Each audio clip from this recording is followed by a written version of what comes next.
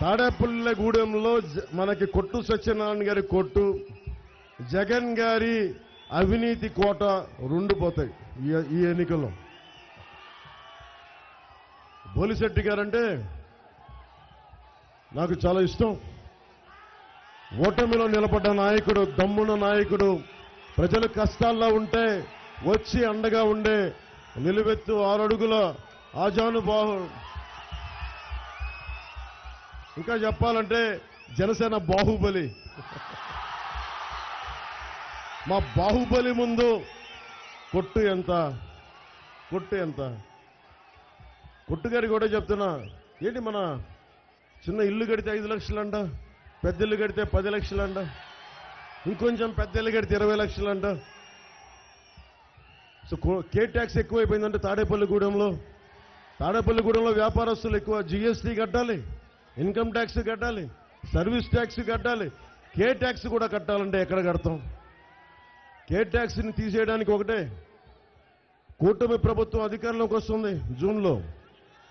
కొట్టుగారి మీకు కూడా చెప్తున్నా, మీకు కూడా కే ట్యాక్స్ విధిస్తాం. మీకు, మీ కుటుంబ సభ్యులకి, మీ వర్గానికి కూడా కూటమి ట్యాక్స్ ఇస్తాం. మీ అందరికీ మా మోడీ గారి చేత మీకు ప్రత్యేకించి పెనాల్టీ వేయిస్తాం.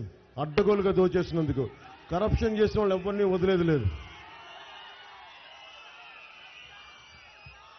ఇక్కడున్న విద్యార్థులు ఎంతమంది ఉన్నారు? మీరు ఇక్కడ చాలా మంది విద్యార్థులు ఉన్నారు. అందులో ఎస్సీ విద్యార్థులు ఎంతమంది ఉన్నారు? ఇక్కడ ఎస్సీ విద్యార్థులకి దాదాపు 27 పథకాలు తీసేశారు. 27 పథకాలు. అంబేద్కర్ విదేశీ విద్యా విధానం తీసేశారు. 27 దళిత పథకాలు తీసేశారు. ఇక్కడున్న విద్యార్థులకి మీకు ఫీజు రీయింబర్స్మెంట్ జరిగిందా? మీకు ఫీజు రీయింబర్స్మెంట్ జరిగిందా?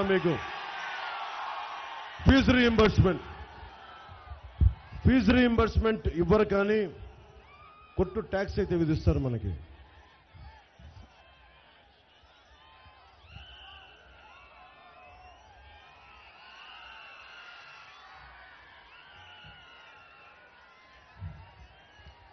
కొట్టుగారి అవినీతి ఏ స్థాయికి వెళ్ళిపోయిందంటే శారదా లైబ్రరీ భూములు కొట్టేయడానికి కూడా కుట్రపడ్డారు.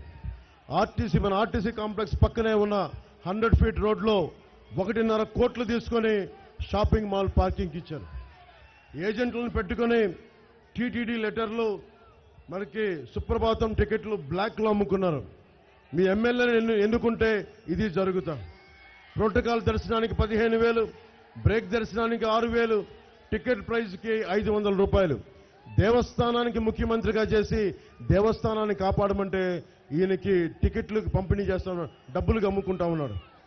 లేఅవుట్, కొత్త ఇల్లు, కొత్త వ్యాపారం, చిన్న ప్యాచ్లు వేసుకునే సైకిల్ షాప్ పెట్టుకోవాలనుకున్నా వీడికి కే ట్యాక్స్ కట్టాలి. ఇది మీరు చెప్పండి, ఎందుకు భయపడాలి మనం? ప్రతి నియోజకవర్గంలో ఒక రేటు కట్టారు. ఏ లేఅవుట్ వేయాలన్నా ఈ మంత్రి పెట్టిన రేటు 30 లక్షలు.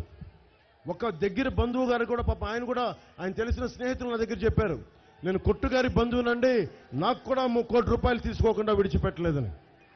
డిమాండ్ చేసి ట్యాక్స్ కట్టకపోతే అధికారులను అడ్డం పెట్టుకుని వేధింపులు చేస్తా ఉన్నారని తెలిసింది. జగన్ ప్రభుత్వంలో ఉద్యోగుల పరిస్థితి, ఉద్యోగస్తులకి జగన్ చేసిన ద్రోహం అంతా ఇంత కాదు. వారంలో సిపిఎస్ రద్దు చేస్తామన్నాడు, అది చేయలేదు. ద్రోహం అక్కడితో ఆగల. Permanent retirement account number accounts లో డిపాజిట్ చేయాల్సిన డబ్బులు మొత్తం ఈ గవర్నమెంట్ వాడేసుకుంది. సిపిఎస్ ఉద్యోగుల జీతం నుండి నెలకి 10% పక్కన పెట్టి ప్రభుత్వం తన వాటాగా 10% కలిపి ఈ పర్మనెంట్ రిటైర్మెంట్ అకౌంట్ నెంబర్లో వేస్తే అది కూడా వేయకుండా డబ్బులు తీసేసుకొని మొత్తం సిపిఎస్ వదిలేయండి, వారి వేసిన రిమిట్ చేసిన సొమ్మును కూడా వాడేసుకున్నారు. మీరు చెప్పండి, మీరు ఎవరికైనా డబ్బులు తీసుకొని వాడేసుకుంటే మన మీద చీటింగ్ కేసు పెడతారు.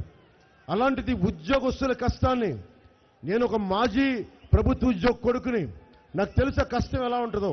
కష్టపడి సంపాదించుకున్న డబ్బుని ఎవడు సాక్షాత్తు ముఖ్యమంత్రి కొట్టేస్తే ఎక్కడికి పారిపోతాం? ఎవడి మీద చీటింగ్ కేసు పెడతాం? వెళ్ళి డీజీపీ గారికి చెప్తామా? వెళ్ళి ఏసీబీకి చెప్తామా? ఎవరికి చెప్తాం? ప్రజా కోర్టులోనే వెళ్ళి నిలబెట్టాలి. ప్రతిసారి ప్రజా కోర్టు 5 సంవత్సరాలకు ఒకసారి వస్తాయి. 5 సంవత్సరాలకు ఒకసారి. అది మీరు నిలబడాలి, మీరు తేల్చాలి. చివరికి దీంట్లో ఐఏఎస్లు, ఐపీఎస్లు కూడా బాధితులు.